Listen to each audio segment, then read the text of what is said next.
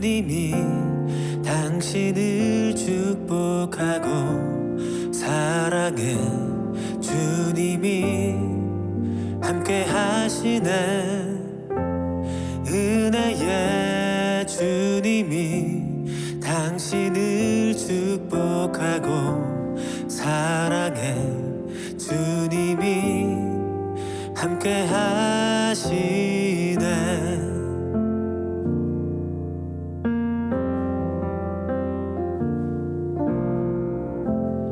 은혜의 주님이 내 삶을 축복하고 사랑해 주님이 함께 하시네. 은혜의 주님이 내 삶을 축복하고 사랑해 주님이 함께 하시네.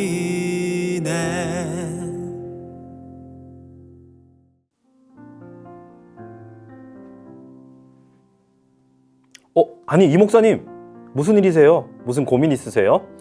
목사님, 네네. 5월만 되면 제가 고민하는 게 있습니다. 바로 아이들에게 어린이날 선물을 뭘 줄지 고민이 되는 겁니다. 맞아요. 저도 그게 참 고민입니다. 이 어린이날이 다가올 때마다 우리 부모님들은 아이들에게 어떤 선물을 해야 좋을까? 이게 정말 큰 고민인 것 같습니다. 그런데요, 목사님은 이미 아이들에게 최고의 선물 주고 계시잖아요. 그렇죠? 제가요? 제가 뭘 주었을까요? 바로 하나님 앞에서 늘 신실하게 기도하고 계시는 목사님 자신이 우리 아이들에게 최고의 선물이 아닐까 싶습니다. 우리가 지난주 위임 목사님의 설교를 통해서 들었던 이 히스기야 왕은 자기 자식에게, 아들에게 신앙의 본을 보여주지 못했었는데요. 목사님은 그렇지 않으시잖아요. 네, 저도 그 설교를 들으면서 깜짝 놀랐습니다. 히스기야 왕이라고 하면 유다의 종교개혁을 일으킨 위대한 왕이었는데요. 그렇죠. 정작 그가 자기 자식에게는 신앙의 본이 되지 못했다는 사실이 참 충격이었습니다. 네, 우리 이 부분에 대해서 다시 한 번 더 말씀을 들어보도록 하겠습니다. 여러분, 여기서 우리는 정말 궁금한 질문이 한 가지 생겨요. 그것은 어떻게 히스기야와 같은 신앙이 좋은 아버지에게서 이런 망나니 같은 아들이 나올 수 있나 하는 질문이에요. 여러분 주변에 혹시 이런 예를 본 적이 있나요? 참 안타깝지만 이런 예는 우리 주변에서 종종 발견할 수 있습니다. 구체적인 예는 들지 않겠어요. 자, 그럼 뭐가 문제입니까? 히스기야 왕의 치명적인 문제가 무엇이었을까요? 물론 성경에는 히스기야가 므낫세를 어떻게 키웠다라는 말은 구체적으로 없지만 우리가 성경을 읽어보면 한 가지 분명한 원인을 발견하게 됩니다. 그것은 바로 히스기야가 므낫세에게 신앙의 본을 보이지 못했다 하는 사실에 있어요. 하나님께서 히스기야의 생명을 15년 연장시켜 주신 후에 그 소중한 기간을 그가 어떻게 보냈는가 하는 것은 성경에 두 가지 기록밖에 없어요. 하나는 그가 이렇게 교만해서 어리석은 행동을 했다는 거하고, 그리고 그가 치유받은 후 3년 뒤에 므낫세를 낳았다는 거, 이거 외에는 다른 기록이 없어요. 그러므로 히스기야가 39세에 죽을 병에 걸렸다가 치유받은 후 3년 뒤에 그가 42살 때에 므낫세를 낳아서 12년을 길렀는데 하필이면 그 기간은 히스기야에게는 영적인 암흑기였다는 말입니다. 영적 암흑기를 맞이한 부모가 자녀에게 무엇을 가르칠 수 있었을까요? 하나님은 은혜를 은혜로 깨닫지 못하고 자기의 힘과 능력으로 된 것으로 착각하여 교만에 사로잡혀 있던 그가 아들 므낫세에게 어떤 신앙의 본을 보일 수 있었을까? 그걸 지금 우리에게 말씀하고 있는 거예요. 아무것도 없었죠. 믿음이 병든 부모가 좋은 신앙의 본을 보인다는 것은 그야말로 연못구어다. 나무에 올라가서 물고기를 구하는 것과 같다. 믿음이 병든 히스기야가 어린 므낫세를 주의 교훈과 훈계로 가르쳤을 리가 없지요. 교만해져서 원수에게 자기의 보물들과 무기고까지 다 보여주는 어리석은 행동을 했던 히스기야가 하나님의 은혜를 보답하고 감사하는 삶의 본을 자식에게 보여주었을 리가 없습니다. 그러므로 므낫세는 갑자기 하늘에서 떨어진 사탄의 자식이 아니었습니다. 그는 병든 부모를 통해서 병든 신앙을 이어받은 병든 아들이었던 겁니다. 모든 것이 하나님의 은혜인데 그 은혜를 은혜로 알지 못하는 믿음이 병든 부모가 자녀에게 무슨 신앙의 본을 볼 수 있을까? 목사님, 지난주에 저희가 위임 목사님 어머님 이야기를 처음으로 들어보았습니다. 네, 맞습니다. 전 그동안 우리 위임 목사님의 할아버지 되시는 고 주기철 목사님에 대한 이야기는 참 많이 들어봤었는데요. 어머니 되시는 고 이정남 권사님의 이야기는 처음 들어본 것 같습니다. 네, 기도하는 어머니가 계셨기 때문에 위임 목사님을 비롯해서 우리들에게도 신앙의 유산이 잘 전해진 것 같습니다. 네, 맞습니다. 우리 기도하는 어머니에 대한 이야기도 영상을 통해 다시 한 번 더 들어보도록 하겠습니다. 제 어머니의 이야기를 처음으로 여러분들에게 소개합니다. 10년 만에 처음 소개하는 것 같습니다. 사실 이 내용은 지난 3월 30일과 4월 13일 국민일보에 두 번에 걸쳐 연재한 내용 중 일부입니다.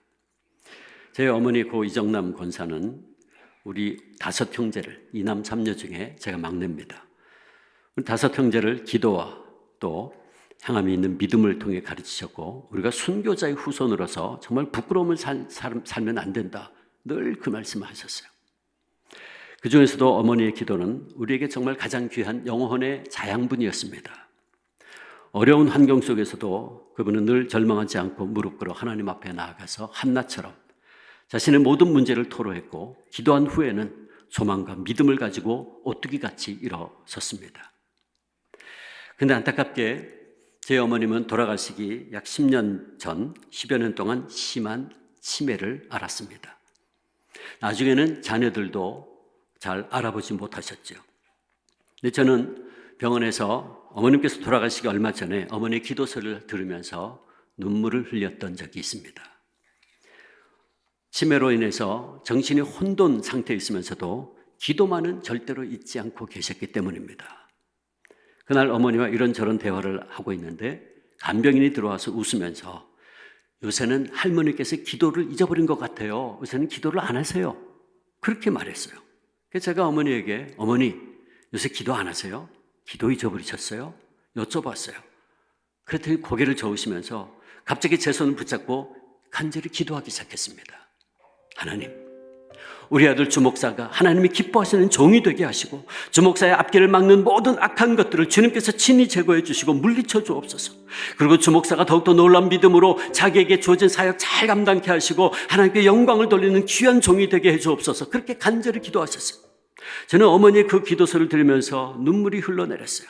치매로 정신이 없는 분이 어떻게 그렇게 또박또박 정확하게 논리적으로 기도하실 수 있는지 정말 놀라지 않을 수 없었어요. 어머니는 기도하는 그 순간에는 치매에 걸려 자식도 못 알아보는 정신없는 노인이 아니었습니다.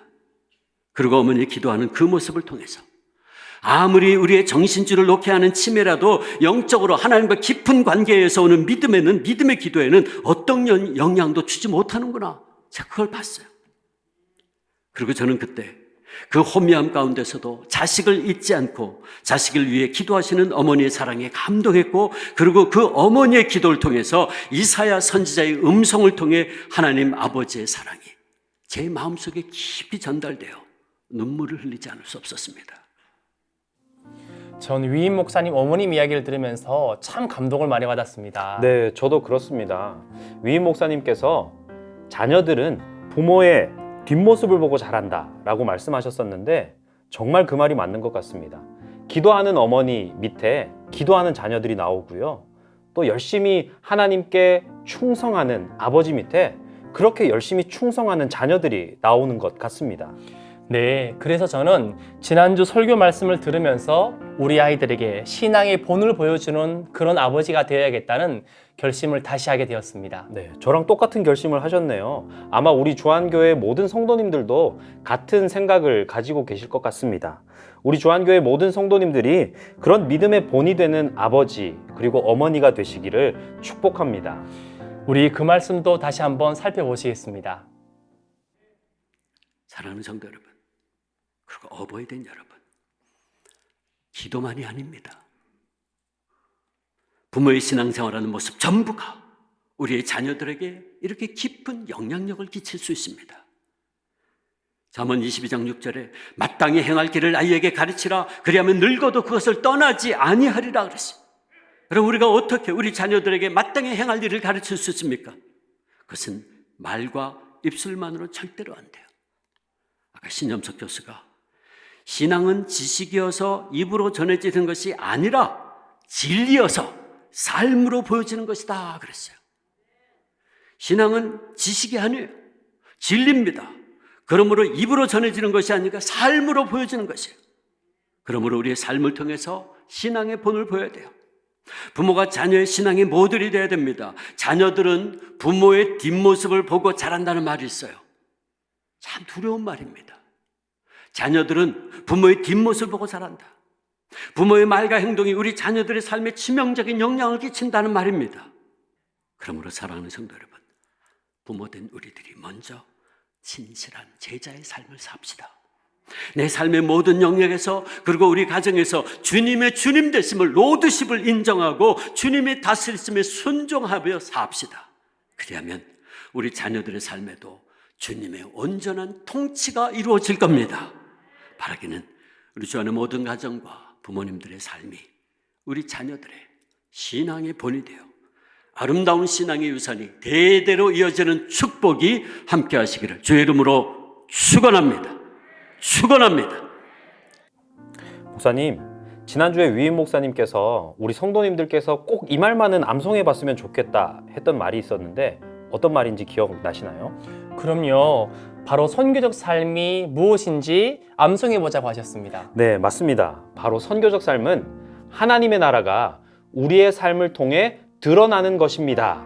라는 이 말씀 꼭 한번 외워보자고 하셨었죠. 네, 이번 주는 우리가 이 말씀을 꼭 기억했으면 좋겠습니다.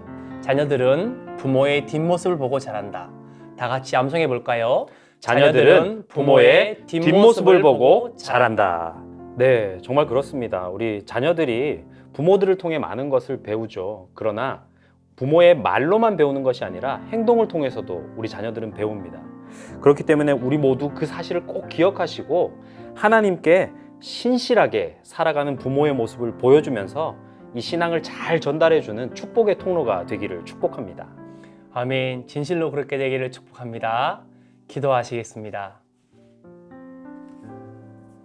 하나님 아버지, 부모된 우리가 먼저 신실한 주님의 제자가 되게 하시고 우리의 삶과 가정에 주님의 온전한 다스리심이 이루어지게 하옵소서.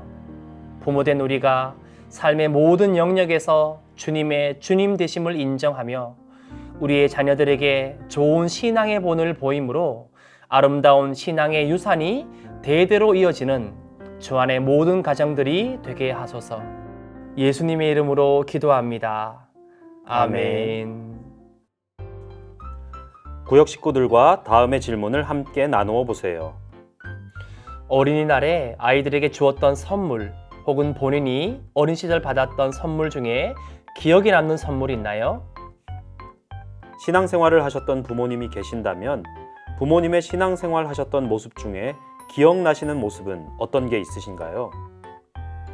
자녀들 혹은 다음 세대들에게 내가 꼭 전해주고 싶은 신앙의 유산은 어떤 것이 있나요?